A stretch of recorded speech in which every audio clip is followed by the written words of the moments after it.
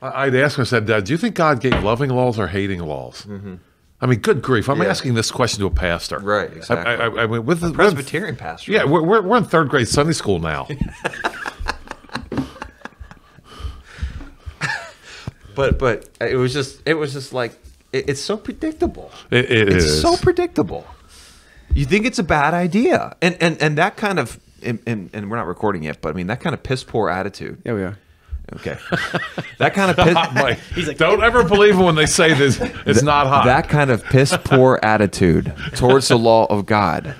Now we need to talk about vulgarity. Yeah. And what the law says about that. That kind of piss poor attitude towards the law of God is what's driving your animosity towards it. You know, and that's what it is. That's how you view the law of God. Oh, you could just sell your kids into slavery for no reason, just because you didn't like them. That's how they were back then. A bunch of idiots who would just sell their children into slavery just for money. I want you to use that voice on the podcast. I will. That's. It's just like, do you have siblings, Travis? Yeah. You have brothers? I do. Brothers never faithfully represent the other brother's voice. No. They never do it. And dads don't do it for their daughters either. That's true. But when a brother's talking about another brother, he came up to me and he's like, "Oh, you're so stupid." Blah, blah, blah. Like, brothers never faithfully represent the attitudes and the voices of their brothers. It just never happens. That's why we're there. Yeah, it's true. All right. Well, that was a good introduction. Welcome to the Lancaster Patriot Podcast. My name is Chris, joined by Travis Schmalhofer. Travis, thank you for coming back. Yep, thanks for having me.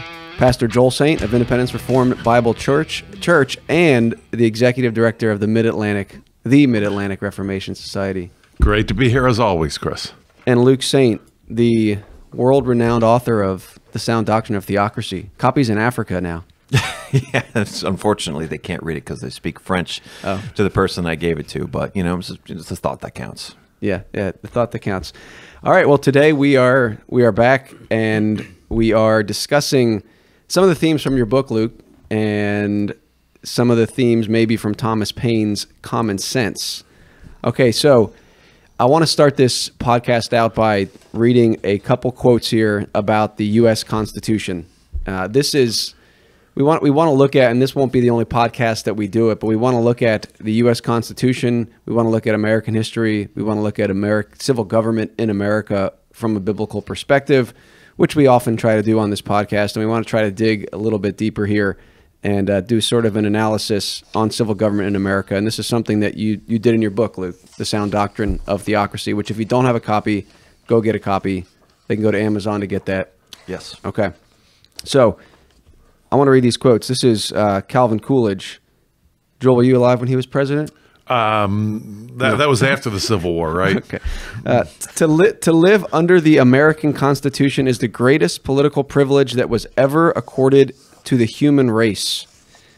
And then we have President Ford, Gerald R. Ford. Our Constitution works. Our great republic is a government of laws and not of men. Here, the people rule.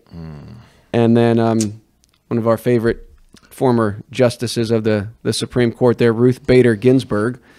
We have the oldest written constitution still in force in the world, and it starts out with 3 words, we the people. And I got one more, Henry Clay. This is going a little further back. The Constitution of the U.S. was made not merely for the generation that then existed, but for posterity, unlimited, undefined, endless, perpetual posterity. Okay, so that's high praise for the U.S. Constitution. And I just want to read a quote from Luke here and get your thoughts on this, Luke. So in your book, you said, it has been referred to as a miracle document by some, and this has proved to be accurate. Other nations who have tried to institute a constitution similar to the U.S. simply have not produced the results that are desirable from a standpoint of liberty. However, this same miracle document provided the raw materials necessary for the tyranny that Americans suffer from today. So we have a bit of a fundamental divergence there from those quotes and your words, Luke, and that's kind of what we're going to start to talk about today and continue, Lord willing. So what in the world are you thinking, Luke, by saying something like that? We have these men and women really from, I guess we could say, the left and the right, just upholding the Constitution as the greatest document ever written, and you're saying, well, maybe it's not so great. I mean, it's hard to lay the problems of sinful man at the feet of a document. So I'm not really going to do that. I'm not going to say it's the Constitution's fault that we have 60 million dead children. I mean, these quotes are not going to age well. Once a righteous generation rises up and looks back on what America has allowed to do, and what America's documents have afforded to its own people, and some might say, well, that's in spite of what the documents stand for. And in some ways it's true, and in some ways it's not true. In some ways it's a result of the documents.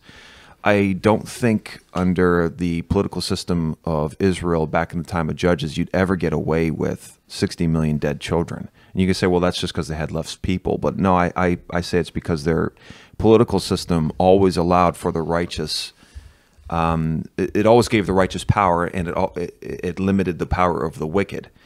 In our system, if you can be the most wicked person in the world, and you can get all the power in the world. In our system, it affords the option for wicked people to institute injustice, whereas God's system does not give people the option to institute wickedness. God's law is perfect, as it says in the Bible, and the Constitution gives people the option to institute wickedness. Here you go. Here's the option. If you want to institute wickedness, you can. And we have. And I don't know of any other system in the world that hasn't instituted wickedness when given the option. So, I mean, if we started off with the Constitution, minus the legislative power given to it, I think we'd be in pretty good shape today. I think we still could if we just had the same laws that we had when we started. I don't think we'd be perfect, but I think we'd be in a lot better shape.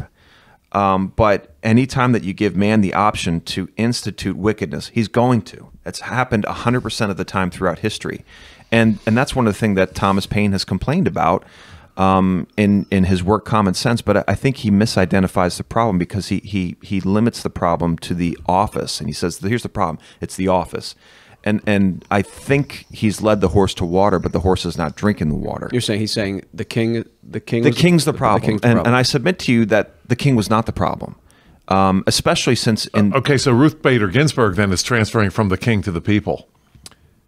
Right. Yeah, well, I think that's what in her quote. That's an illusion. Says that we the people. It's not. Well, I think that's what I think that's what the whole idea with Locke and Paine was to say, and we'll get maybe to Paine a little bit more as we go here, but the people are the ones that have the authority to make the law now, not the king. I mean, right? that's the king's going to goof it up, but the people won't. That's the argument. Yeah, that's the argument, and that's the illusion because the people, because we don't. I mean, that's the farce of representative democracy. 350 million people all represented. Are you kidding me? 350 million. You got 350 million opinions. There's no way you can represent that many people. You know. So the communists could though. Because they were all about the people, right? Yeah. And remember Mao's famous comment, right? The people are the ones, because it was always about the people, right? People's Republic of China, right? North Korea, so forth, right? The people. And so Mao's thing was the people, those that support the revolution, they are the people. Mm-hmm. Those who oppose the revolution are the enemies of the people. Mm-hmm. See how easy that was? Yeah. Yeah, I think the Constitution should be praised where it has been effective and where it has been responsible for protecting us. Again, I said this before, but it protected us a lot more than other nations during COVID. It's still protecting us now in many ways. With as flawed as the Bill of Rights and the concept of the Bill of Rights is, it still has a lot of juice left in it. So. There's still a lot of juice left in the Constitution, but unfortunately, it doesn't really mean that much when we have 60 million dead children. And when you limit the ability for the righteous to do something about wickedness, which is what the Constitution does. It limits the ability of the righteous to fight back against the wickedness of a nation. and it takes their power and authority away and says, you know, all the power and the authority to fight against wickedness is really vested in the United States government and in the police. When you take it away from the people, then you start to have things like, you know, millions upon millions of dead babies. And I don't know how many. I mean, I don't know how many governments can claim 60 million of their own citizens killed in peacetime. I don't know how many governments can say that, but I think it's going to be judged very negatively by a righteous generation someday and say, under this Constitution, we killed so many innocent people. How can we possibly say it's this great and wonderful document when it was so ineffective in protecting those children? Yeah, but Luke, what about the people who say, no, it's not the Constitution. It was the abandonment of the Constitution why these babies died. You know, these justices found out, yeah, you know, my the response to penumbra that, of the Constitution, right, all that stuff. My response to that is, where in the Constitution does it say you can't kill a baby? That's my response. I mean, it doesn't. Well, that was Dobbs, right? Everybody made this Dobbs a great deal, but if you read the opinion, it basically says, Roe said the Constitution gave you a right to murder your child. Dobbs says it doesn't, but it doesn't prevent you from doing it. Right. Basically. Yes. That was Dobbs. Yes. And this goes back to my point that a nation establishing a document for our law over here and going to this document for morality is a huge mistake. You know, the Constitution never says you can't murder anyone. Right? And so if we always appeal to the Constitution as the highest law of the land, it says that, you know, whatever the president signs becomes law. And that includes the possibility that if the president signs into law that rape is legal, then it's what we got to follow. You know, that's a flawed system. And not the executive order. I mean, that's not constitutional. No, whatever he signs into law. If the legislature produces a bill that says, okay, rape is fine now, and the president says, okay, here's my name, then the argument is, well, that's the law of the land. Right. And that's a huge mistake. We cannot get our morality from this document and our law from this document because they're never going to jive. And so I submit to you that, yes, it is because of the Constitution that we have 60 million dead children, because the Constitution never condemns the slaughtering of innocent children. And we need to spell that. People are so stupid and wicked that we actually need to spell that out in our documents that, yes, you are not allowed to kill children. And we already have a document that says that, and that's the Bible. Right. Well, you got there pretty quick, Luke. You started off saying, yeah, well, maybe there's some good things, but well, there are. Right, but I'm talking about the philosophical foundation. Right. Well, there's some good things. That was a short discussion. Now for the bad. I can't overstate a lot of the good that the Constitution has done, because I just don't know. You know, I mean, it has done a lot of good things, and people are right. You know, I mean, there are many righteous and godly people who praise the Constitution. I get it.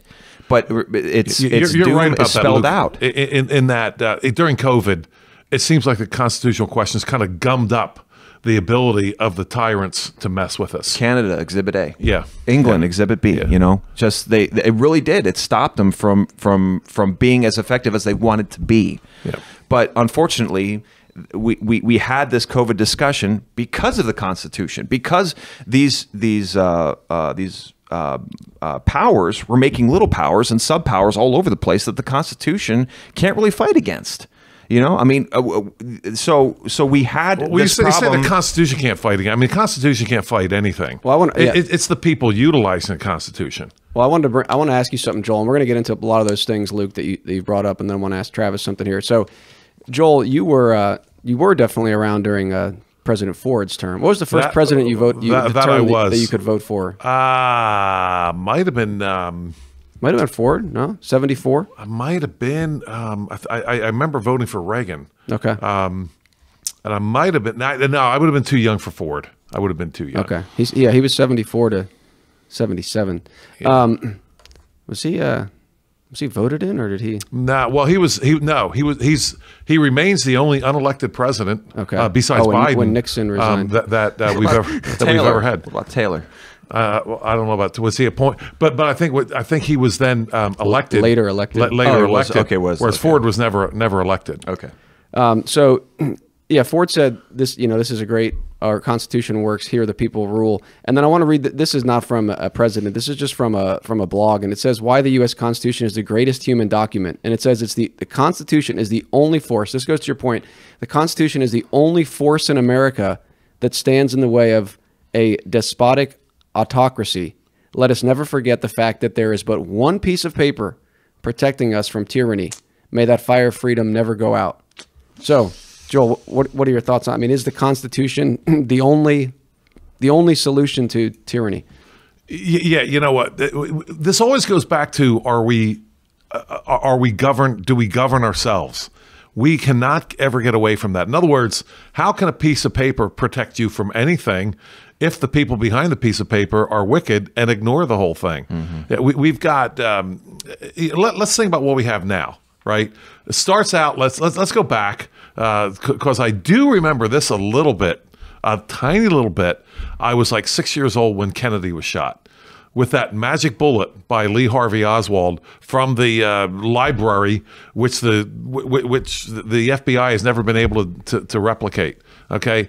Smashed Kennedy's skull, actually entered John Connally's arm and came out his chest or whatever, chest out his arm, whatever. One bullet, right? Starts out with that. Now we graduate to a Jeffrey Epstein killed himself. Graduating now to boys can have babies and incredible nonsense. Now, if we have those kind of people, Chris, in charge of the Constitution, do we really believe that paper is going to protect us from anything? No. We have people who cannot govern themselves, who don't understand the fear of the Lord, which is the very beginning of wisdom. Think about it. How is a man-made document like the Constitution going to step in the way of people who don't understand the fear of the Lord? It's not going to happen. Yeah. Travis, what are your thoughts? Yeah, I agree with that. I think that the idea of having a constitution or a written document is really something we get from the Bible. I mean, God did it. He wrote his word down for us and legislated for us. So I think the wait a minute. You mean the people wasn't good enough? Those people that Moses led. Oh my goodness! If Moses would have listen to those people, we wouldn't have freedom at all, right? If we didn't have the document of the Word of God already, right? But I guess the point is, the written document is something that we're kind of copying what God did, right? In a sense, by writing down, okay, these are the terms of how we're going to live together. Mm-hmm. God initially did it for us and said, this is how I want you to live together. Mm-hmm. This is how I want you to live according to me. And he wrote it down.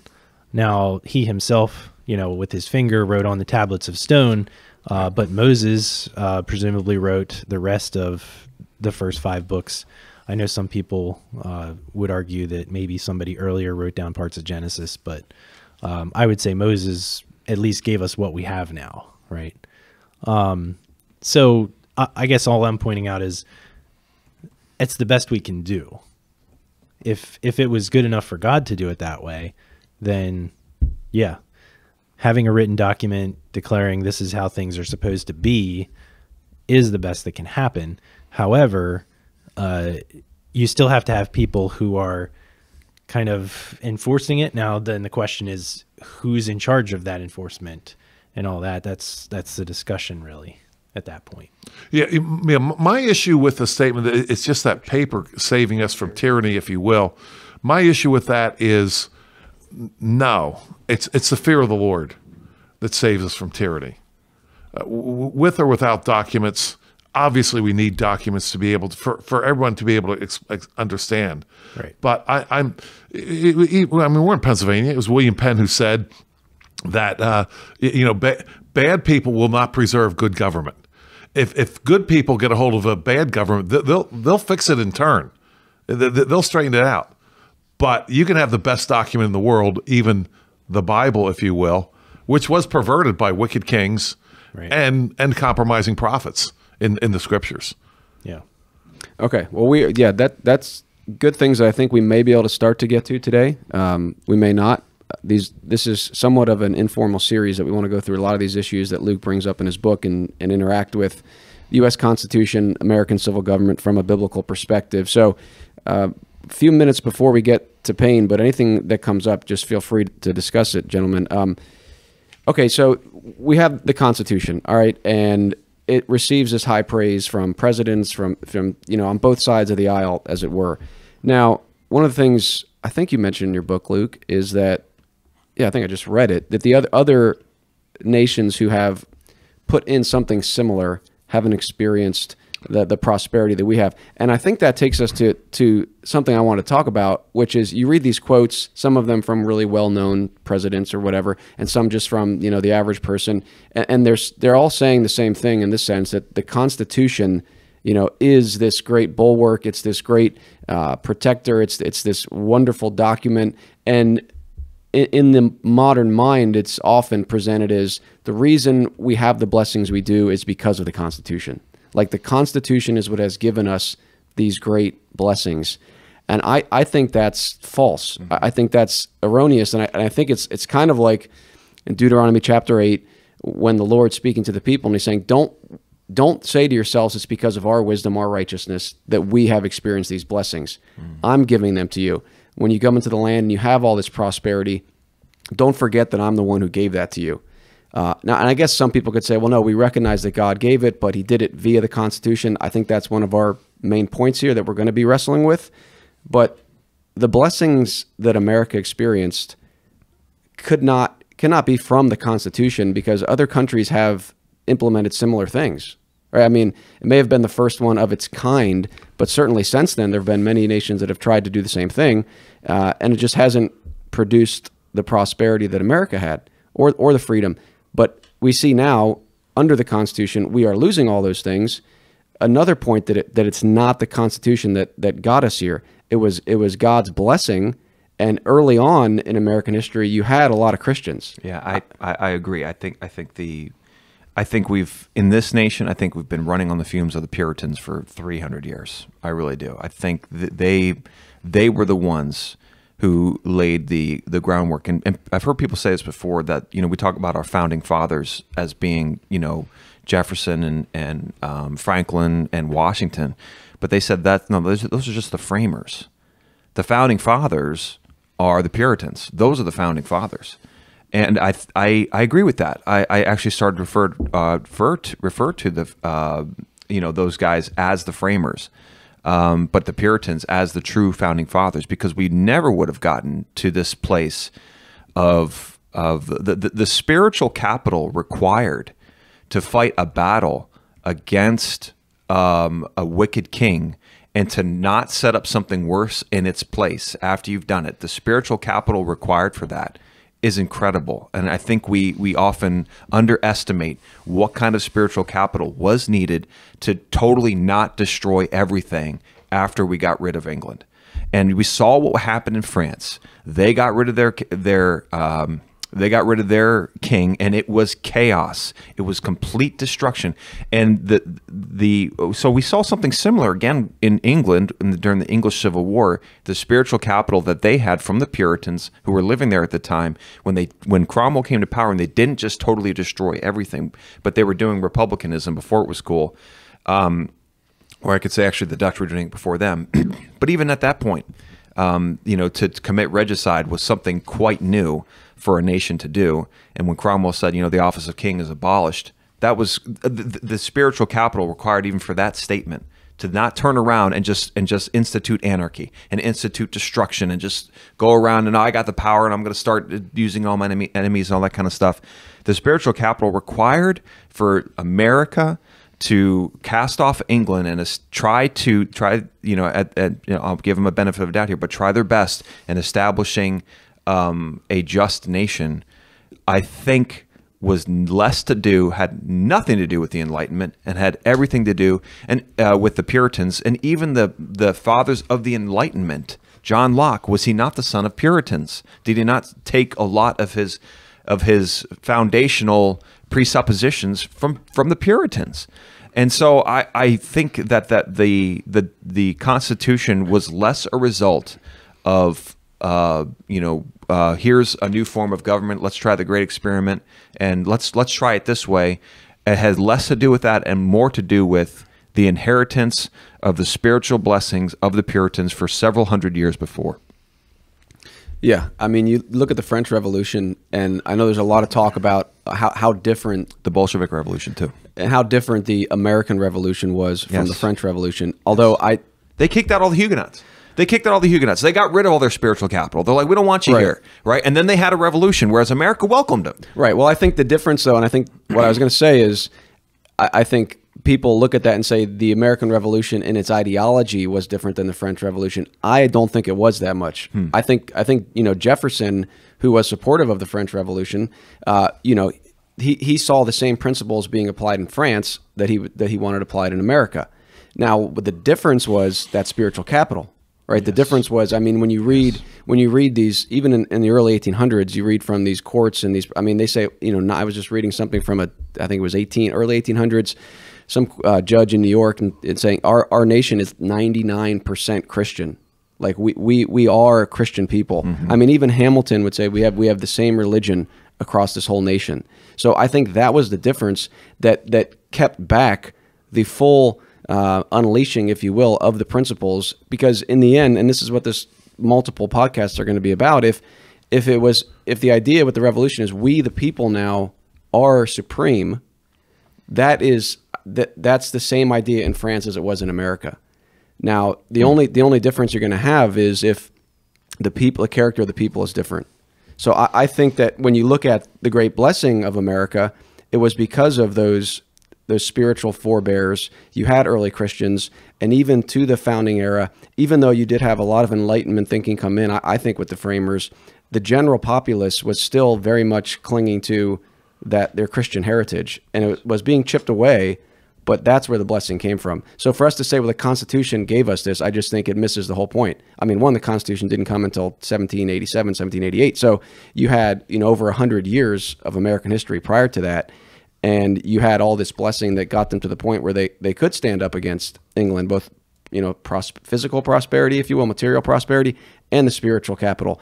And the Constitution came later, and now we're here. So for us we need to step back and say, well, when we say the Constitution has given us all these things, we're really missing the point. Yes. So, all right. Any other thoughts on that? I would ask this: where did the ideas for the Constitution come from? They just like rolled out of bed in 1787 or whatever it was. Well, I think a lot of them were Enlightenment thinking. There is Enlightenment thinking there, but did you have prosperity? Did you have, let's say, protection of life and property prior to the Constitution, prior to even the Declaration, if you will? Well, if you had that, then where did that come from? In other words, I don't think we're thinking about this broadly enough in the sense of secular thinking. In other words, if the Constitution gave us all this, then you have to say that no one ever had it prior. And you did have it prior. Where'd you get it from? That would be the Bible. Right. Well, this idea, briefly here, I mean, did the Constitution give us peace and prosperity, or did the Constitution give us the war between the states? Did the Constitution give us peace, or did the Constitution give us 60 million dead babies? Did it give us abortion? Now we can say, well, the Constitution didn't do that. It goes back to the people. So I understand that. But even the anti-federalists pointed out that if you adopt this Constitution, you're going to have civil war. I mean, they saw that coming. Yeah, So, see, I want to go back to your Ruth Bader Ginsburg quote here. And she was like left-leaning, abortion practicing, promoting, right? We have the oldest written Constitution still in force in the world, and it starts out with these three words: "We the people." And I think Chris and Travis and Luke, I think that gets to the heart of what we're talking about here, because even your most flaming conservative would agree here with Ruth Bader Ginsburg here. right. Isn't this great? We the people. We the people. Yeah, isn't Right. That's what it comes down to. Yeah, Right. So we've got to get off this track here some kind of way. Right. So I think that might be something we could address further in another episode. But the idea of, or the fact that we had this war between the states, I mean, almost 1 million people dead. We have millions and millions of dead babies. The Constitution certainly did not prevent that, and I would say it led to it in a degree. Now, we could have that debate, but biblical law would not have allowed certainly abortion, and it would not have allowed the type of chattel slavery we had in America. So again, I mean, that's just an example that if you had biblical law, you would not have had that. It's true. The Constitution, now you could say, well, they were trying to compromise. I get all that, but I'm just saying, on the face of it, Right. we can't say the Constitution has given us these things, right? So here's the flow that I see, and we talked about this a little bit on the last episode when it was Travis and Joel and me. In the Bible, you have the Lord is king over the people, right? Then you get to Samuel, and they say, no, we want man as a king. And then biblically, right, the idea with Christ coming, his life, death, resurrection, ascension, now he is king. And the trajectory of history is that the people will come to recognize, if you will, that the Lord is king and that Christ is king, and that his law, the coastlands will wait for his law, and he will reign and he will defeat all his enemies. So that's the flow we should be going in. But the sinful flow is, okay, the Lord was king, we want man as king, and now we reject man as king, but we're not going to Christ, we're going to the people. The people are the ultimate authority. And I think that's the heart of the French Revolution, and I think it's the heart of the ideology behind the Enlightenment aspects of the American Revolution. And that's in the popular mind. I mean, Ginsburg's quote, like, we the people are supreme. Now, is that true? I mean, from biblical perspective, we'd have to say no, right? So that's where I think we're kind of starting this whole discussion, and we'll see how far we get today. I want to talk a little bit about statism. Any thoughts on that before we move on? Yeah, I said this before, but I mean, one of the flaws of the Constitution. I mean, first off, I have a small problem with people saying, well, you know, we can't fault the Constitution because of wicked people. Okay, then you can't praise the Constitution because of righteous people. Okay, so you know, you can't. Right. I think it's a little unfair to be like, well, you can't say anything bad because it wasn't the Constitution's fault. Well, then you can't say anything good because it wasn't the Constitution's blessing. Okay, right. So you got to go with one or the other, right? I mean, to a certain extent, you know, that falls apart eventually, but, you know, it's okay to criticize the Constitution where it has flaws, because it has flaws, because it's not the Bible. It's a man-made document. And the Constitution in its beginning and in its writings, I think a foundational problem with it is it doesn't take into account the purpose of mankind here on earth. It doesn't know what man is trying to accomplish. It doesn't state it. It doesn't say, here's what we're trying to do. Here's who we're going to honor. Here's what we're trying to do here on earth. Here's our divine purpose given to us by God. It doesn't take it into account, and it doesn't establish it. And if it's your founding document, this is the overarching document that's kind of gonna take into account all of the other colonies or all the other states, and it's gonna be higher than them, and it's gonna rule over them.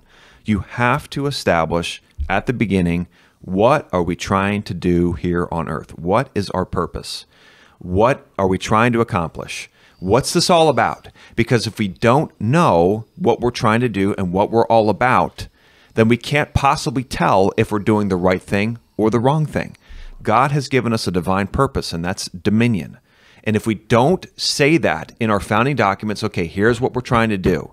We have to do this. Make sure that our government does not get in the way of our divine purpose, and it never talks about our divine purpose, and it never interacts with it, then that document is ultimately going to attack our divine purpose. It's ultimately going to get in the way of it, which it is doing now, which it does right from the beginning. It ultimately gets in the way of what we're trying to accomplish here on earth. So you say that any document that's not explicitly Christian will ultimately become explicitly anti-Christian. Yes, I mean, to a certain extent, as far as it gives, like, for example, in a contract between you and me, for me to buy bricks from you, okay, I don't think it needs to say, like during BLM, so you can throw through the window.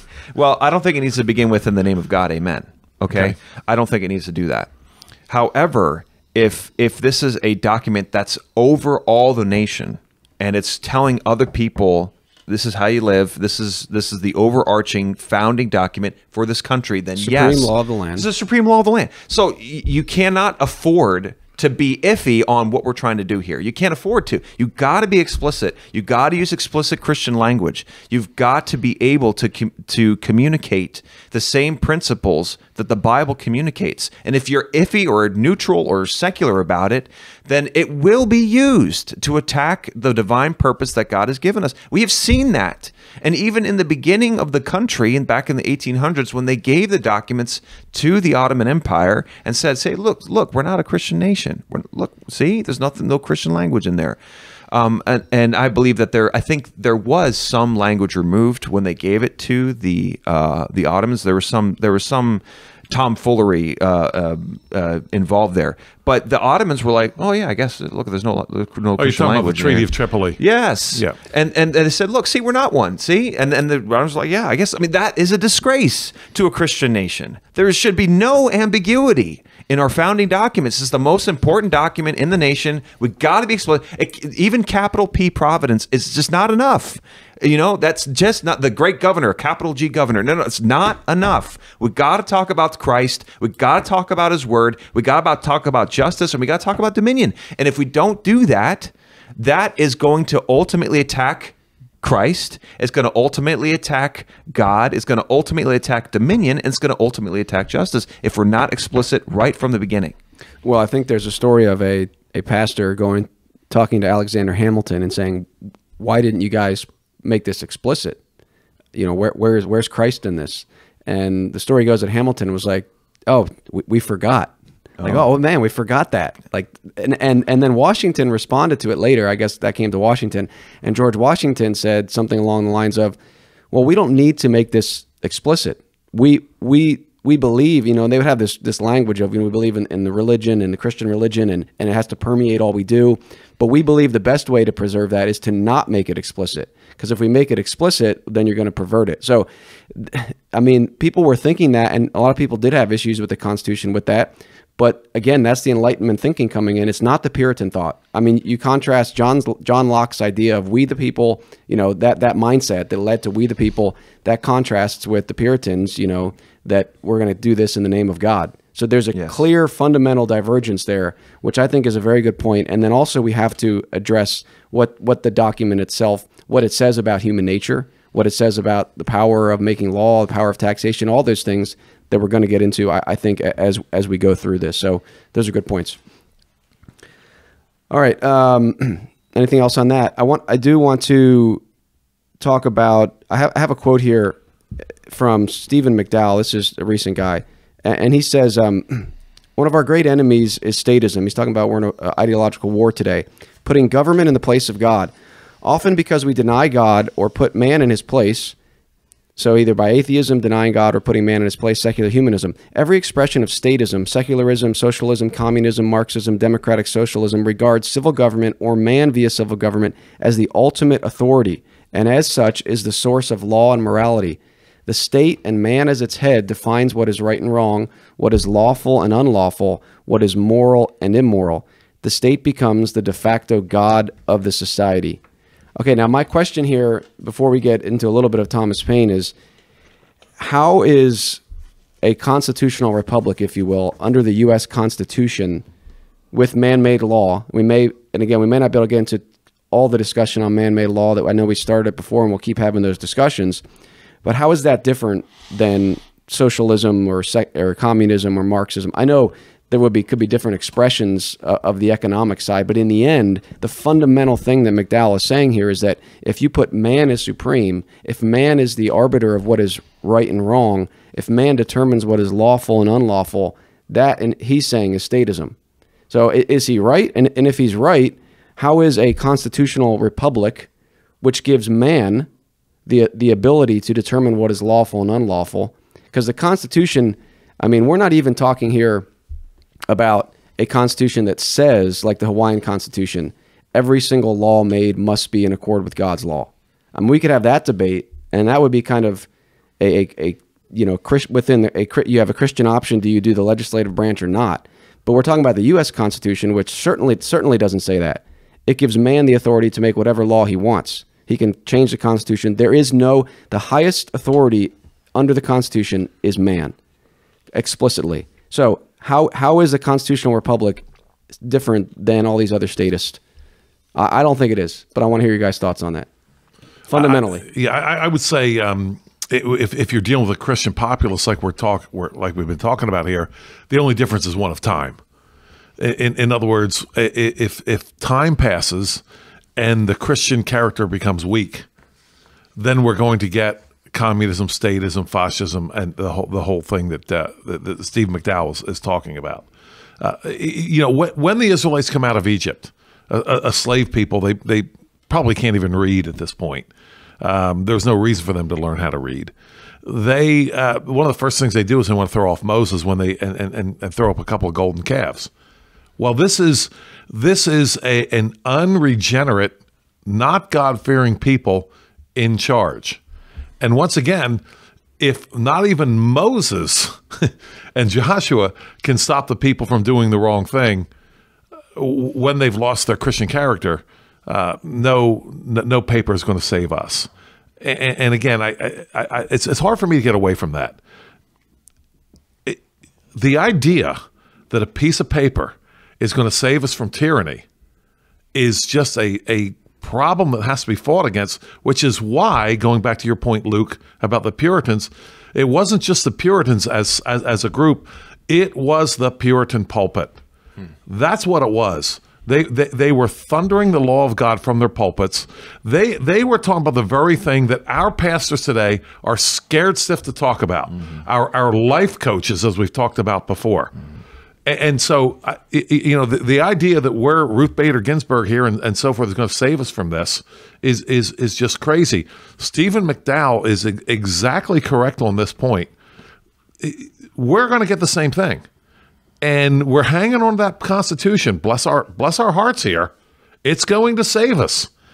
It's not. Well, I would say it's even more than that. And I don't know if Stephen McDowell would agree with me on this, but I kind of brought that quote up to say, like, I think what he's saying, the fundamental problem with these statist expressions, we have the same problem under the U.S. Constitution. So it's not just that the U.S. Constitution isn't going to save us. It's more than that. It's the U.S. Constitution puts us in a position that if we follow it, we are going to lead, it's going to lead to statism, because the Constitution, the standard in the Constitution is we the people. And the Constitution and the laws, I mean, this is what it says: the Constitution and the laws of the United States, which shall be made in pursuance thereof, shall be the supreme law of the land. So when you listen to these Supreme Court cases, they're not going to the Bible. I mean, you can say, well, they go to Blackstone, but Blackstone isn't the Bible. And more than that, I mean, he's not the Constitution either. But they look, oh, we're going to look at this. How has man tried to do this in the past? But then the ultimate standard goes back to the Constitution, and the Constitution gives the authority to the people to determine what is right and wrong. I mean, does anybody disagree with that? Does not the Constitution say the people will determine what is right and wrong, what is lawful and unlawful? Well, yeah, I mean, if we all voted tomorrow via democracy that it's okay to rape somebody, then it's going to be put into law. And what's going to stand against that? You know, I mean, are the people who don't like God's word going to be like, no, rape is wrong forever and ever, amen, and here's why? Because the Bible condemns it. You know, go back to Deuteronomy or Exodus chapter 20. You know, are they going to say that? No, they're not going to say that. You know, and the Constitution does not stand in the way of instituting injustice. It doesn't stand in the way. It just gives an avenue for it. And, you know, if you start off with hardly any laws, you're going to have a lot of this great freedom. But over time, this tumor is going to become so massive that it's going to start stealing nutrients from the body, and it's going to destroy the body eventually. Unfortunately, the Constitution, as good as it is, functions like a tumor in society. It keeps growing and growing, and it doesn't stop because it allows man to institutionalize injustice, and that has never gone well. Ever since the institution of Saul as king, that has never gone well for a nation. You know, we're not in Montana, but this is a Montana code annotated in 2021. And I want to bring it up because I believe it actually represents what a lot of people think. Section 1, popular sovereignty. Listen to this. All political power is vested in and derived from the people. All government of right originates with the people, is founded upon their will only, and is instituted solely for the good of the whole. Now, Put the mask on. It's good for the whole. yes, Yeah, right. I would argue, and I'd like to hear an argument against this from anyone here. I would argue what despotic tyrant who's ever lived, Mao Zedong, Stalin, Hitler, Pol Pot, those are the modern ones. Heck, let's even go back to Genghis Khan for Pete's sake, would disagree with that statement right there. None of them would have a problem with that. Not originally. I mean, later on, perhaps, but I mean, they all come in as the people's champion, right? No one ever starts that. I'm a dictator, and you guys are going to be slaves now. Oh no! I represent the will of the people. Right. I'm going to get rid of these other people who've been holding us back as a nation. Oh yes. Now we're breaking through because I'm here. Well, that's the idea of the Enlightenment. And Hamilton said, the sacred rights of mankind are not to be rummaged for among old parchments or musty records. They are written as with the sunbeam in the whole volume of human nature. By the hand of the divinity itself, there's a token reference to God and can never be erased. But this is the idea of the Enlightenment thought. Man in and of himself can determine that he has he is free by nature, which we're not, and he can, institute all these things. But that's the Enlightenment thought, that man is sovereign. But biblically, Christ is sovereign. So this is the fundamental divergence with the U.S. Constitution and the Bible, is that it puts man as the sovereign, and biblically Christ is the sovereign. And so I think that's your point, right? If you don't recognize that and the purpose of man, you're going to be flawed from the beginning. Now, we could argue about the idea of, well, how could we rewrite the Constitution? And even before getting into the idea of man-made law, if you had in there, I'm just going to try to go with the route, well, hey, let's just make the Constitution better. If you had in there that statement of purpose, if you had that no law shall be at variance with God's law, at least there you could go back to that and say, an anchor. You have an anchor. This is not the final authority. The final authority is this, right. Which would be better. Now, we could still have the debate, should you be able to make law? But that would certainly be better. And that was kind of what you were discussing, I think, on the last episode, right? Yeah, that's where I'd like to go with it.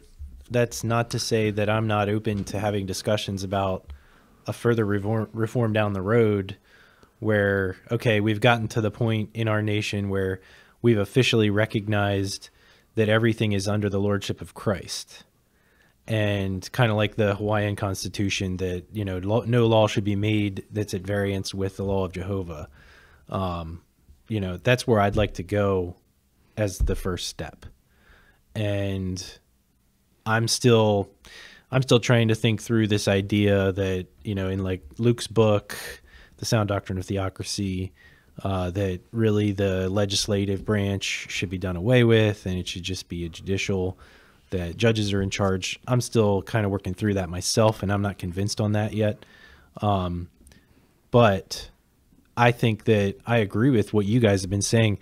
The fundamental flaw in the Constitution, because it isn't a perfect document, is that it did not officially recognize Christianity, the lordship of Christ.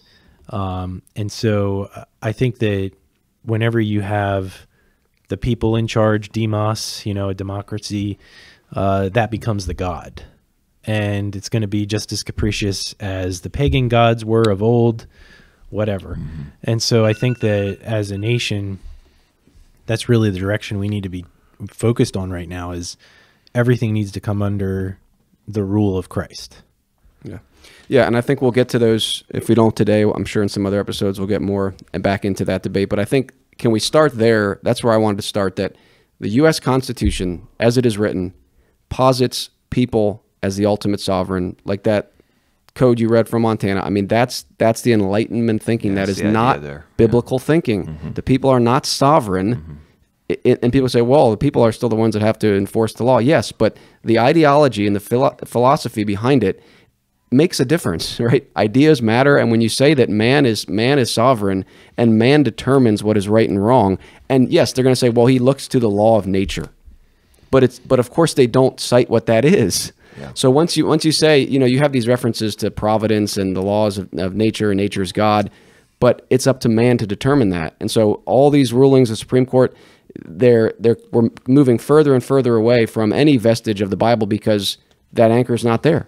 The anchor is man's sovereignty. Yes. And that's a problem. So that's where we're going with this whole thing in multiple podcasts. I want to switch gears now to talk about Thomas Paine, at least for a little bit here before we wrap up. We still have a few minutes. So Thomas Paine's Common Sense has been said to be the pamphlet that launched the American Revolution. I mean, this was, spread throughout the colonies. It was very popular. It's a very simple pamphlet, right? He's not getting into too much.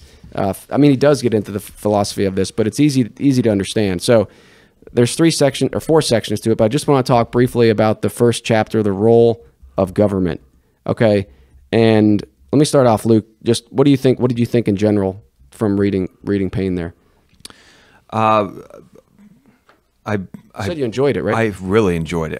That's the first time I ever read Common Sense, and I've heard a lot of people talk about it, but now I begin to understand why nobody wants you to read it, because he makes, he often says, "I'm going to go to nature" in the book. I'm going to go to nature, but what he ends up doing is he usually goes to Scripture.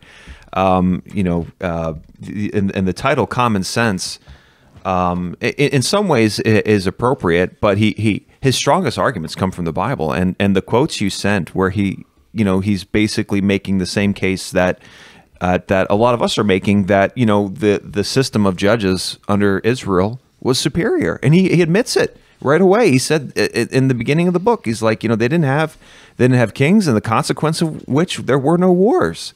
And he's basically rephrasing that land had rest 40 years, land had rest 80 years, land had rest 40 years.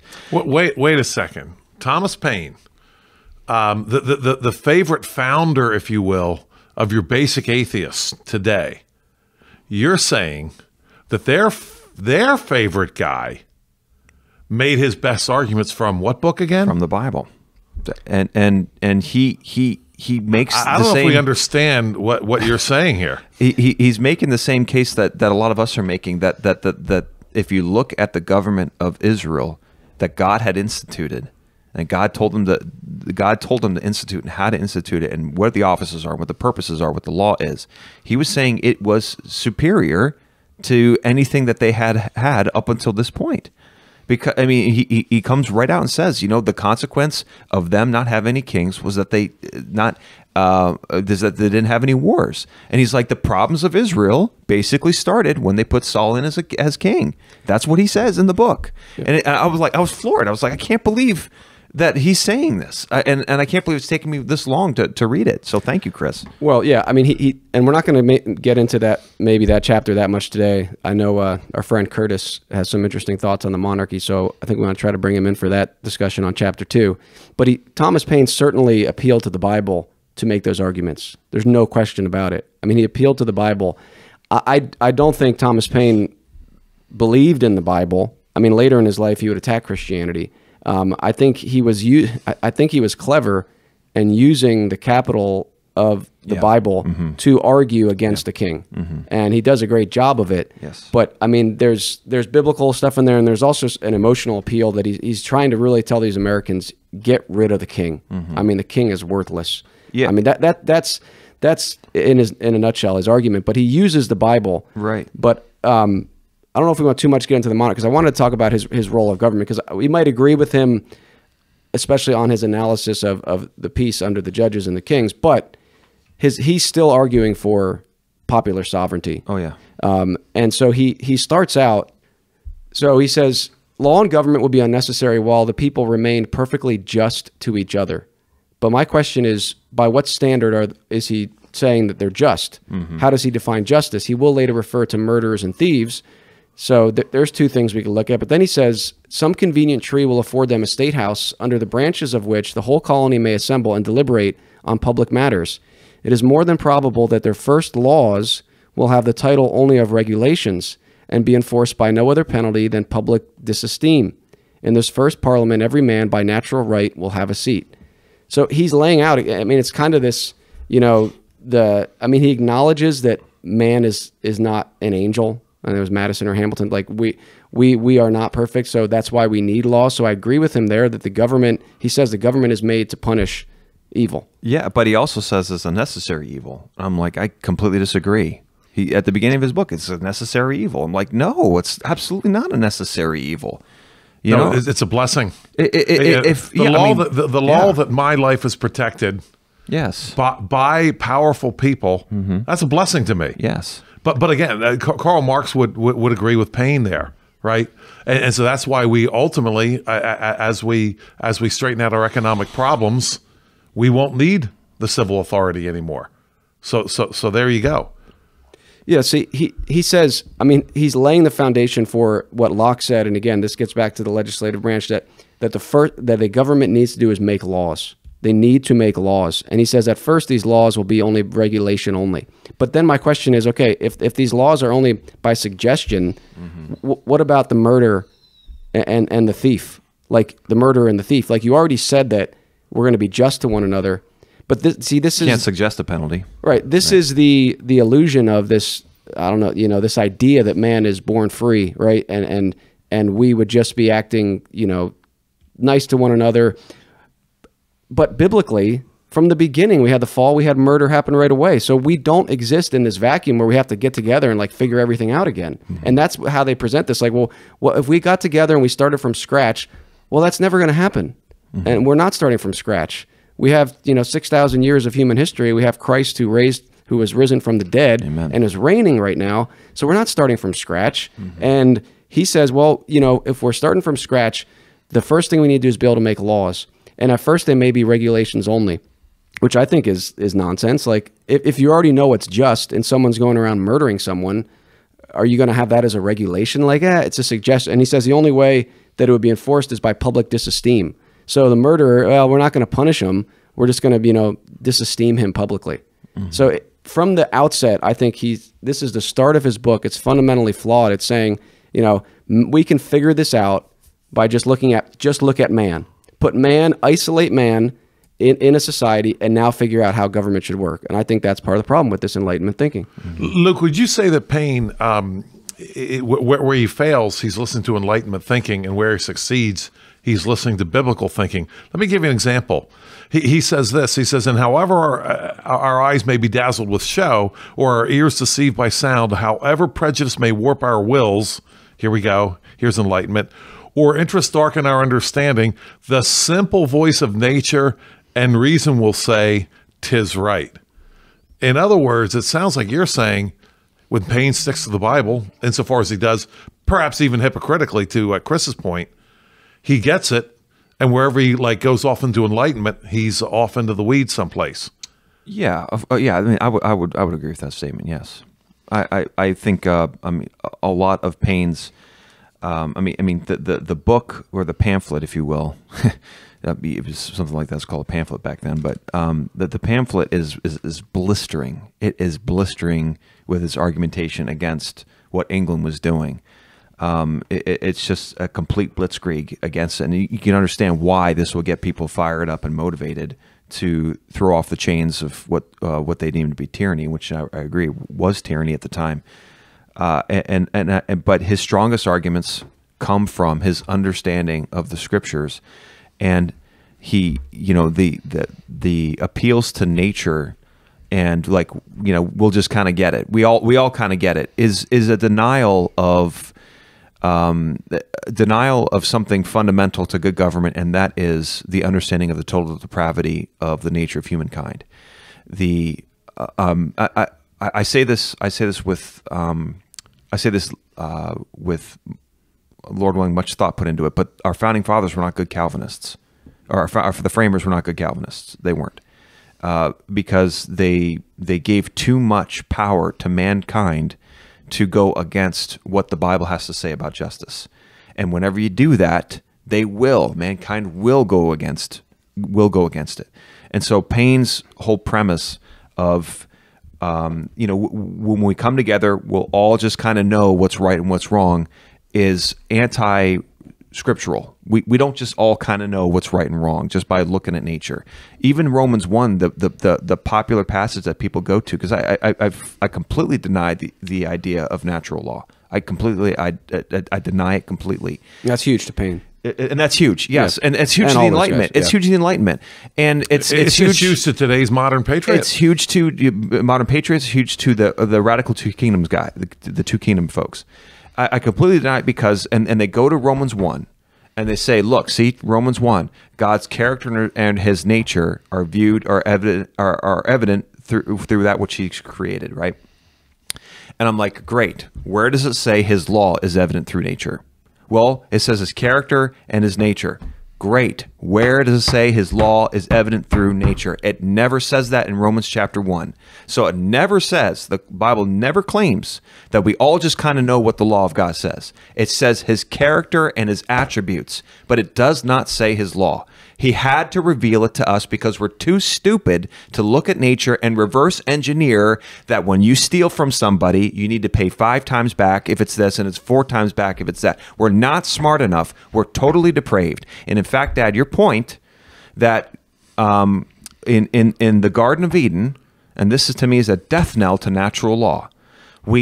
If you did not have God saying to Adam and Eve with the revealed law, do not eat of the fruit of the tree, and we're just left to natural law, what did natural law say? That the fruit was good for eating and it was pleasant to make one wise. That's natural law. We're not smart enough to reverse engineer God's law. If God never said to Adam and Eve, and this is your point. I mean, it's a great point, and I quote this all the time. If God never said to Adam and Eve, do not eat of the fruit of this tree, and he just let them in the garden, it's not like Adam and Eve would walk around and say, okay, this tree right here, I feel like there's something wrong with it. I feel like we shouldn't eat from this tree. Let's make a law saying nobody eat from this tree. That's never going to happen, and that was in a perfect state. That was when we had perfect minds and perfect hearts. And if we can't reverse engineer God's one law, just one law. If we can't reverse engineer God's one law when we're perfect, how do you think we're going to reverse engineer God's 613 laws at most? 613 laws in a sinful, failed state. And the Bible never claims that you can do that through nature. It's so frustrating to me. Oh, we can figure it out. No, we can't. We need a God for the power and glory to give it to us because we're too stupid to figure it out. We can figure out God's nature and God's divine attributes, which is why when you go out to another country who's never heard the gospel, never seen God, what are they worshiping? They're worshiping a God or many gods that have the divine attributes of God. They're everywhere all the time. They can see us. They hate sin. They want sacrifice. They know God's divine attributes, but they don't know God's law. So this idea that we can just, if we just look at nature, we can reverse engineer God's law is completely ridiculous. It's unbiblical, it's unscriptural, and it's gotten us into a lot of trouble. And it's historically obvious. Yes. Just look at the pagan nations of the world. Right? They had natural law, and they had some pretty wicked laws. Right. So again, what are you going to judge that by? But that's the point. That is the fundamental difference. I would say the flaw with the U.S. Constitution is it says no, man can do that. Mm-hmm. Man can figure it out. We got this, Lord. Yeah, we'll take care of it. Yeah. Right? We're going to reject God's law, and we're going to figure it out on our own. I mean, Paine says, I draw my idea of the form of government from a principle in nature. Mm-hmm. I mean, there it is. Hey, I mean, Paine gives his whole suggestion here on what the civil structure should be. I mean, they didn't follow it to a T, but some things I think they adopted. And he's like, you know where I'm getting this from, guys? Nature. Mm-hmm. I'm going to look at nature and figure this out. And I think that is Enlightenment thinking. And I don't know why. I think I do know why. And I think Paine actually tells us why most Christians today are unwilling to say that the U.S. Constitution is based on this pagan natural law philosophy. And he does it he critiques the English Constitution. And he says that the English Constitution, first he says this. He says, the Constitution of England is so exceedingly complex that the nation may suffer for years together without being able to discover in which part the fault lies. Some will say in one and some in another, and every political physician will advise a different medicine. He also said this about the English Constitution, and this reminded me of something you said, Luke, when you talked about the U.S. Constitution in your book. You said, look, that was for a time, right? It wasn't a period in history, and maybe they were doing their best, right? But he says this about the English Constitution. It was noble for the dark and slavish times in which it was erected. That's granted. When the world was run over with tyranny, the least remove therefrom was a glorious rescue. But that it is imperfect, subject to convulsions, and incapable of producing what it seems to promise, is easily demonstrated. He's talking about our Constitution. That's what went to my mind. Now, again, what is it supposed to promise? I mean, in his writing, he says that the end of government is freedom and security. And I mean, I understand that, but I was thinking, where's justice? I mean, he mentions being just to one another earlier, but I don't know. There seems to be something there to say that freedom and security is the purpose of government rather than justice. I was speaking to the commissioners the other week, and I said something I think was just completely foreign to the listeners there, not just perhaps including the commissioners, that poor people, to your point about justice, they don't need money. They don't need someone to like spray dollars all over them. They need justice. And any discussion, and this is why we don't talk about justice anymore, because any discussion about the ends of government, if it's going to be legitimate at all, is going to have to talk about justice. And what's happening now, it's about welfare and the poor need this, and we need to take care of the what the biggest thing right now is crazy. The money being spent right now, even the local levels, on mental health. I mean, are you kidding me? It's crazy money being spent now on mental health. Is that the purpose of civil authority? No. Throughout the scriptures, it's justice. The poor people don't need somebody to spray money on them. They need justice. They need to be able to be secure in their person and properties and not have to pay taxes, for example, to stay in their own properties, for example. Justice. Any discussion, it seems to me, scripturally speaking, that talks about the ends of government and doesn't include justice is going to lead automatically, inevitably, ultimately to institutionalized injustice. Yeah. Yeah. In the last 10 minutes or so, I do want to come back to this topic that I think we're going to have to address again with the idea of the legislative branch and what Paine said about it. Okay. This is still in chapter 1 of Paine. He critiques this idea of checking powers. Did you get that? Yes. Luke? I mean, he critiques. He says what's the point? He's right though. He's great points. Right. He says, what's the point of this power of checking if the king's not able to make the right decision and you have the House of Commons check him, but then the king can overrule them? Like, weren't they supposed to be wiser than him? He says that.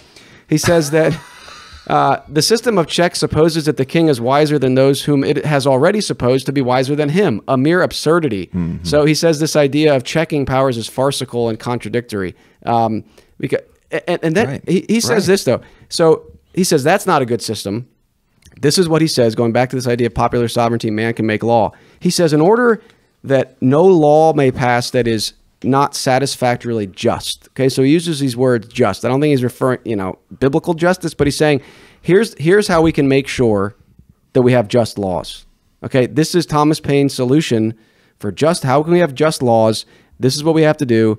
The system of checks and balances obviously doesn't work in his mind, and he has a point, but he says, okay, here's how you can do it. And in order that nothing may pass into a law but what is satisfactorily just, not less than 3/5 of the Congress to be called a majority. There you go. So as long as you get 3/5, you're going to get just laws. He says, he that will promote discord under a government so equally formed as this would have joined Lucifer in his revolt. So, I mean, he's saying, look, if you can't get behind a government that gives 60% of the people the ability to make laws, or 60% of the representatives. Right. Not even the people. Yeah, even the people. 60% of the representatives. It's never been the people. Then you are you're basically a follower of Satan there. Yeah. I think it's so interesting that the same system that he critiques has become our system today. Right. The checks and balances. The checks and balances. He laughs at them, and his points are so good. Again, it's blistering. His points are so good. Like, what's the point of checks and balance? Why? His point is basically, why do you have somebody in power that needs to be checked? If he needs to be checked, then he shouldn't be in power. That's basically his point. If you need someone to be checked, then you shouldn't have this person running things or this institution running things, because that assumes that they're going to be doing something wrong. So you shouldn't be doing it. That's basically what he's saying. I'm like, Tom, I agree with you. I would like to yield the rest of my time to Mr. Paine. That's almost where I am right now. But again, he critiques the king, and he's a lot of his arguments against the king, but he's trying to identify a severe problem, but he brings the problem right back in. Right. through the back door. And that was not the king's office. It was the power delegated to the king. Because obviously in the Bible, the Bible talks positively about a king. The Bible says, it is a glory for the Lord to hide something. I'm misquoting, I'm paraphrasing here. Yeah. But it is a glory for the king to search it out. Yeah. Right, to search it out. So, and it often talks about the king positively. So the office of king is not a bad thing, Mr. Paine. The problem was the powers delegated to the king that he was legislating outside of God's law. That was the problem. And I think Mr. Paine gets, I say this with 250 years of hindsight, because obviously Mr. Paine is a very educated person. But I think the problem is that you've identified, you've assigned the problem to the office and not to the powers delegated to the office. The problem was not the king. The problem was what the king was doing in his office. And the solution is not getting more people to do the same thing. Right. That's not the solution, but that's what you've argued for. It's just like, if I could bring it back to, the Lord of the Rings, it's to me, it's just like someone saying, we need to get rid of all jewelry because the one ring corrupts. Well, that's not the problem. The problem is not the ring. The problem is what's inside of the ring and what the ring is doing. So we can't just getting rid of the jewelry is not going to help anything. You've got to go back to the source and destroy the source. The problem was what Sauron had put into the ring.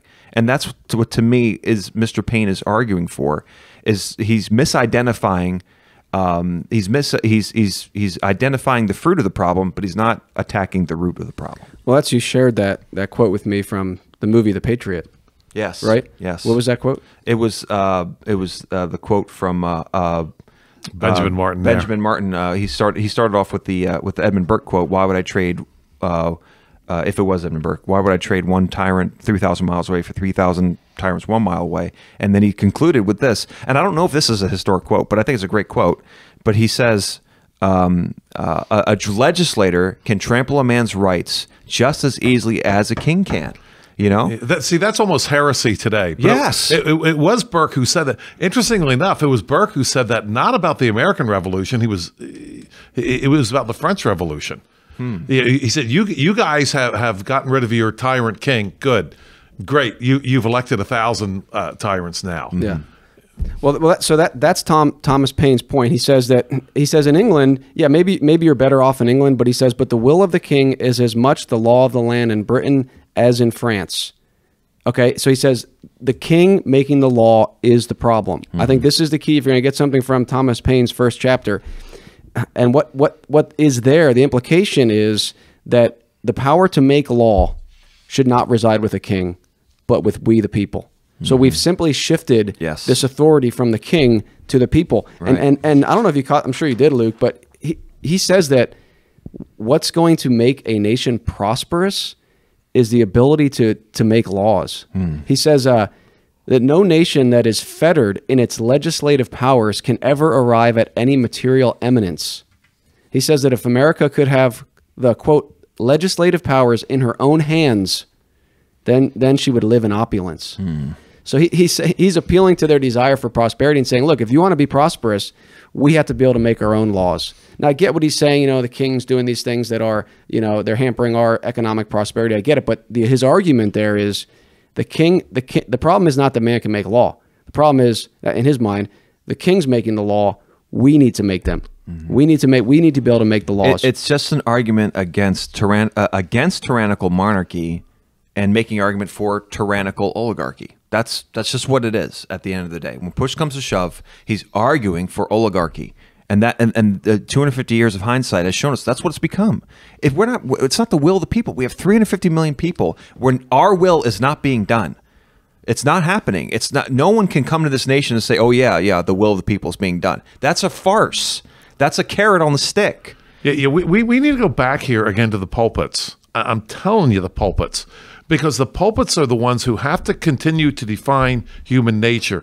What I believe Paine does here in this first chapter is he says, basically, because he talks about this group of people, if they were on an island someplace apart from everyone else, they would, because of human nature, they would come up with the right laws to govern themselves for the common good. Right. Now, here is this problem we keep running into, the common good. No. one person can get a hold of the reins of power, common good, schmamen good, my good, bro, and your good be damned, if I can say that, quite frankly. And what is going to stop us from that type of thinking? I see no other impediment than the consistent preaching of the Word of God, pointing out to us what human nature is really about. I see nothing else. No amount of legislation, no amount of discussing in front of the Supreme Court, whatever. It has to come from the pastors. This is what our human nature is, and that is what's going to come against a guy like Thomas Paine here, and all the other. That was said in World War I, right? Prior to it, we're not going to have, or after World War I, we're not going to have any more wars because the people will never vote themselves into war. Right. Well, yeah, they will, bro. Yeah. Yeah. Well, but we're running out of time. Travis, any thoughts you want to have here, or want to share here, I should say? I mean, I agree with a lot of the stuff you guys have been saying. We've seen recent examples of what you were just talking about, Joel, up in the Chaz zone up there in, was it Portland? Yeah. As soon as the people, Seattle, whatever. Yeah. As soon as the people get a hold of the reins of power, what did we have? Well, we had these gangster lords taking over and, becoming worse than the police that they were complaining about to begin with. So, I mean, I don't have any issue with the idea of democracy, bald democracy being a problem. That Thomas Paine was, like you said, Luke, 250 years of hindsight, we can look and say, okay, we decided to try democracy now, because that's really what it ended up being. I guess originally the idea was it's supposed to be a constitutional republic, and this document is what rules the land. And then, everybody's supposed to put it into play in their various spheres. But really, it's what do people talk about? They talk about the fact that, the people are in charge, which, like you point out, is, not really. But even if they were in charge, it would still be a problem, right? Yes. Mob rule. And I think one of my points earlier was a constitutional republic under the U.S. Constitution is a problem. Because I think some people say, we were supposed to be a constitutional republic. Well, that's not helping. That wouldn't help us either. If we were a pure right, even if we're following the Constitution, right, it's still Thomas Paine's mindset. Hey, if you get enough percentage of the representatives, they can make whatever law they want. Yeah. I mean, there is no anchor to the Constitution. To your point, I like that term. There's no anchor to it. You can change it. It's not settled. God's law is settled. But talking about hindsight, 250 years. But I do think it was Abraham Kuyper, who was the prime minister of the Netherlands in the early 1900s. He said Calvinism never was given the chance to blossom. I mean, you had the Puritans, and you had the beginnings of something. But then he says Enlightenment and modernism thinking came in, and Calvinism was never given the opportunity to flourish. So I think that's what we're looking for. Will we have this opportunity to see, and I think it'll happen, to see those principles put in place? Because Thomas Paine could have, this is what I've often say, the framers could have gone back to the Puritans. They consciously chose not to. So it wasn't simply like, well, hindsight, they just didn't know anything. No, they knew. They consciously rejected the Puritan mindset, which I don't think they did it perfectly. We could talk about that in another episode, but they were explicit that we want God's law to be the standard by which we make laws. I mean, John Cotton, we could disagree with some of the laws of New England, because I think they went beyond God's law, but again, that's the anchor. And they were trying to do that. Thomas Paine, all the framers, John Locke before them, he was English, he died before, but still, all those guys were consciously rejecting the Puritan heritage. And I think that is the key problem.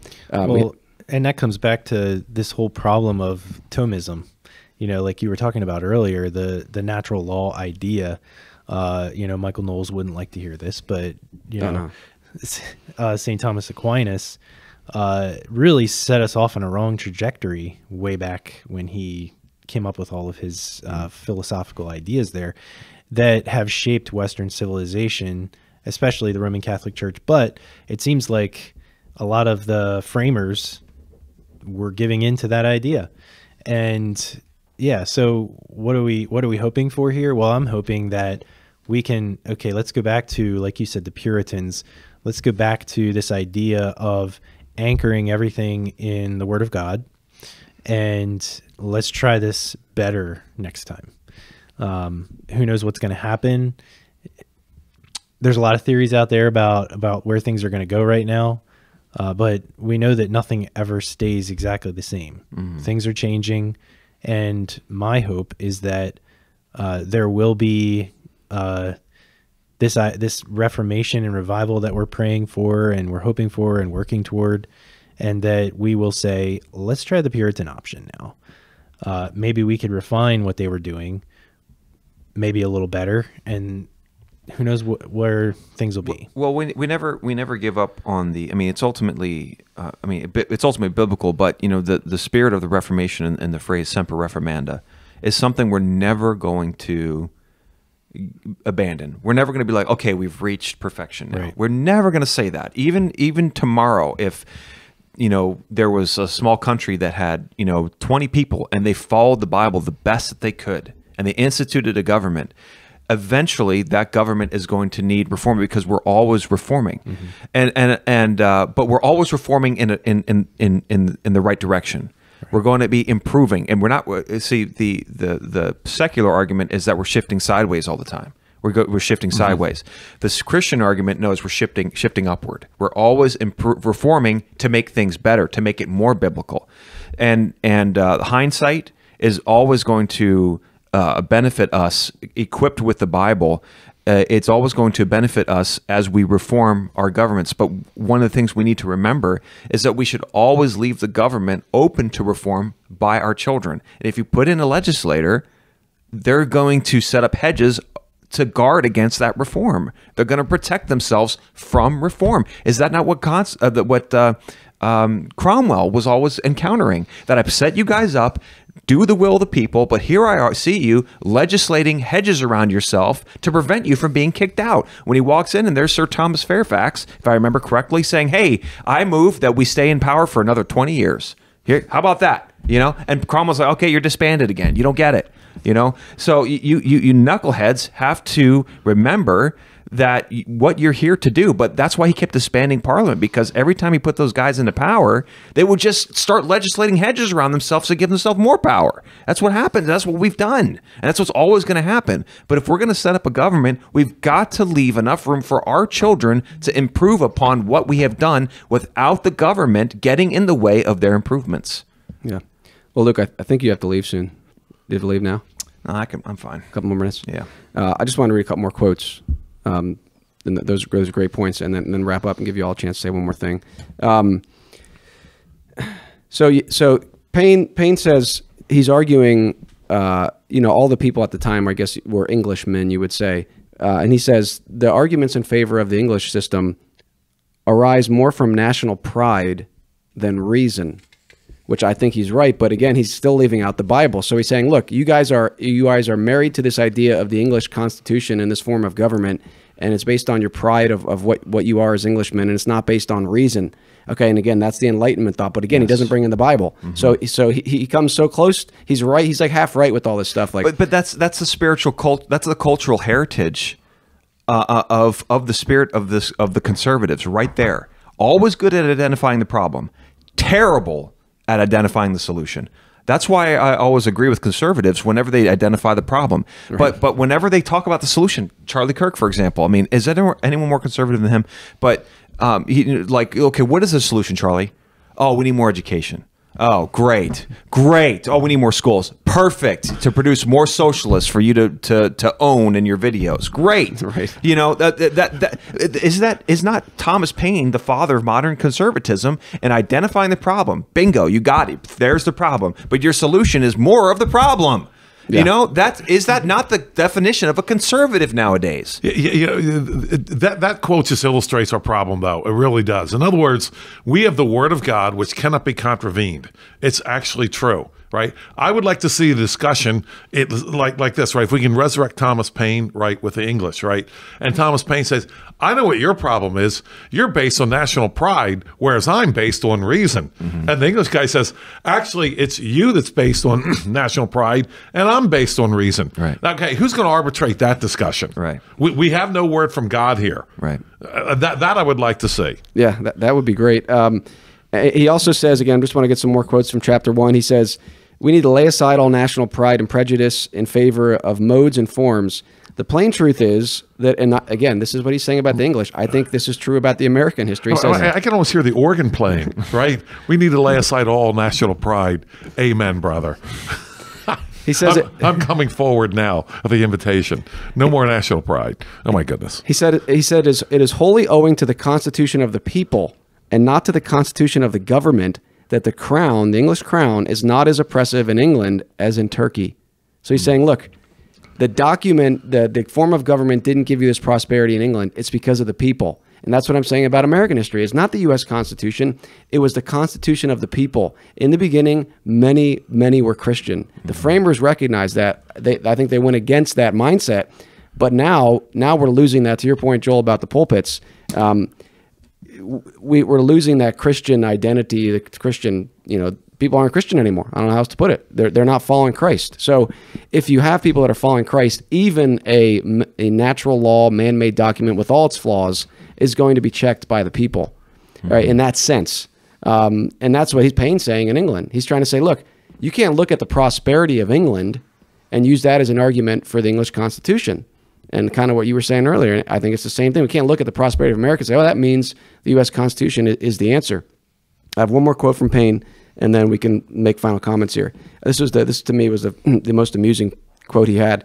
And again, I think it applies directly to the American system. He says, and again, he's talking to these Englishmen, if you will, these American colonists who are still under the crown of England.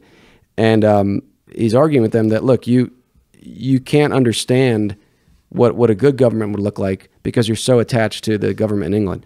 And he says, and as a man who is attached to a prostitute is unfitted to choose or judge of a wife, so any prepossession in favor of a rotten constitution of government will disable us from discerning a good one. Is he talking about England or America, man? I mean, it's prophetic, man. Oh my goodness, it's still just as true today as it was back then about our own government, about the government that he helped set up.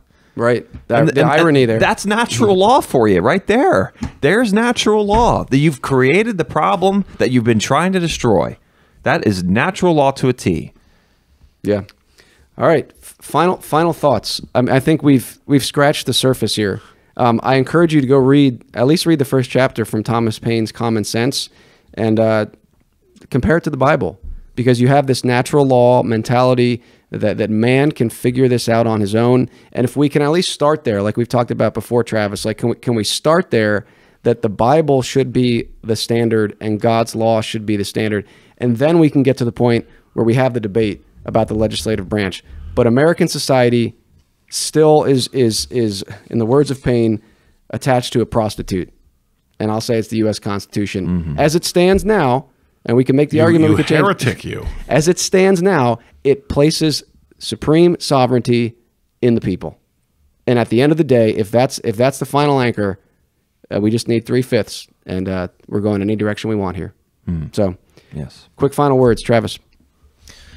I think, and I've said this before, the whole myth of neutrality, especially in the churches, to come to Joel's point, pastors and churches need to get away from this idea that we could just remain neutral in the public square.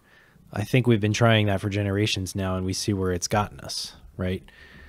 So pastors need to be unapologetically, explicitly Christian, focused on the Word of God as the standard and the ground for everything that they do. And I think that everybody at the table here would agree with that. And hopefully anybody who's listening would be challenged. It's a huge problem in the pulpits and in the churches right now. And I think that's ground zero where we need to be focused on, getting us back to that stuff. Well said. Luke?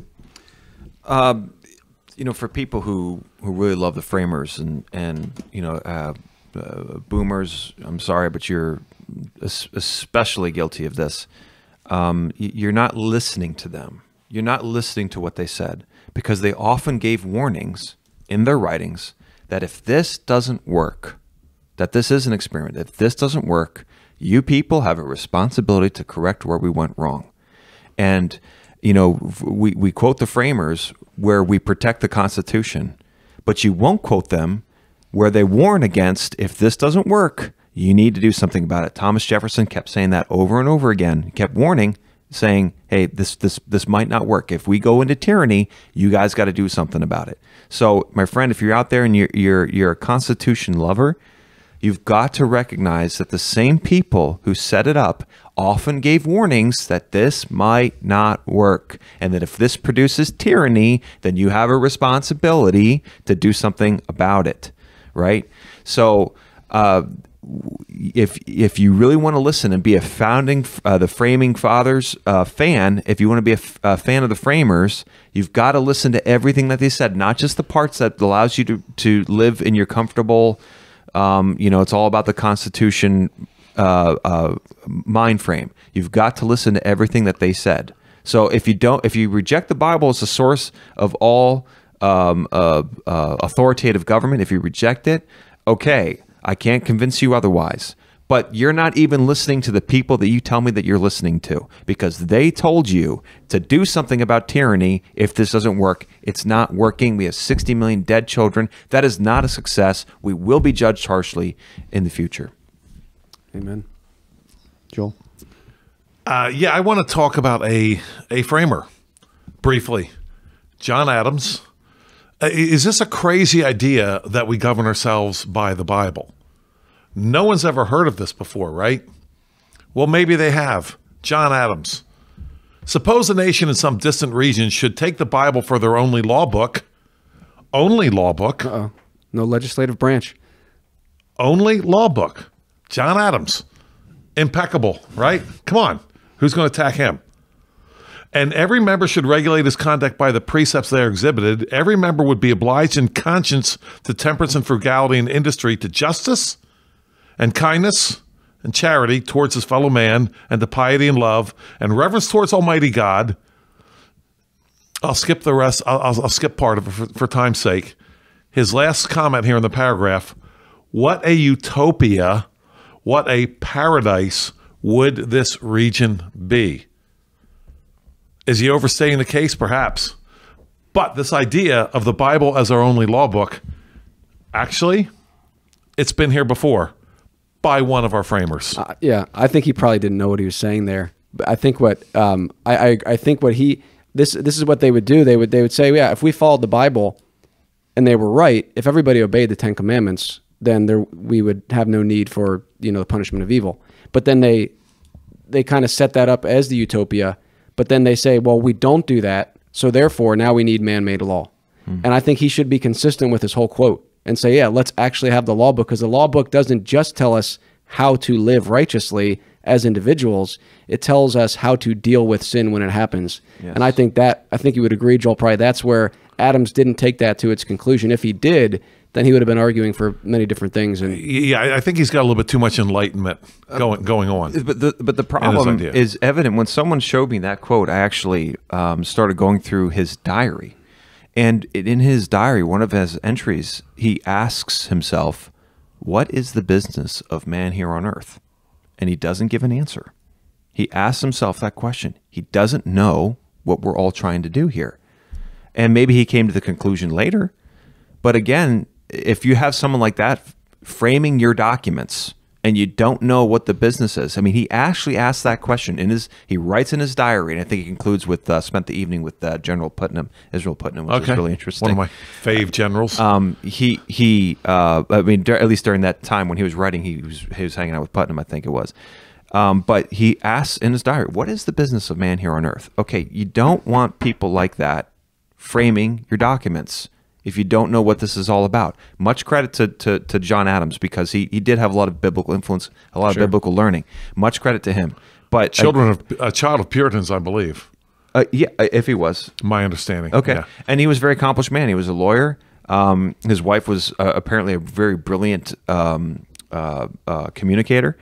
But again, that's a foundational issue. If you don't know what the purpose of mankind here is on earth, you shouldn't be framing documents that tell people how to live. Okay. Well, I think we're going to have to stop there for today. Hopefully that whet your appetite, because we have a lot more to talk about regarding this topic. We're going to bring Luke back, Travis, Joel, Lord willing, and continue this discussion, hopefully many episodes, and we might have some other ones obviously sprinkled in there as well, but to continue to deal with this issue of American civil government, the Constitution, or the Bible. And we'll try to address these questions. So for more information about the Lancaster Patriot, go to thelancasterpatriot.com. Until next time, remember, Christ, not man, is king. So long. Thank you for listening to that episode of the Lancaster Patriot Podcast. I hope you enjoyed it. There's more content, though. If you are not a patron, head over to patreon.com/thelancasterpatriot and become a patron today, and you will get access to the after show from this episode and more content that will be coming out soon. So again, if you don't want to miss the after show, go to patreon.com/thelancasterpatriot and sign up today, and you'll have access to the after show where Joel, Saint, and I discuss these topics a little bit more.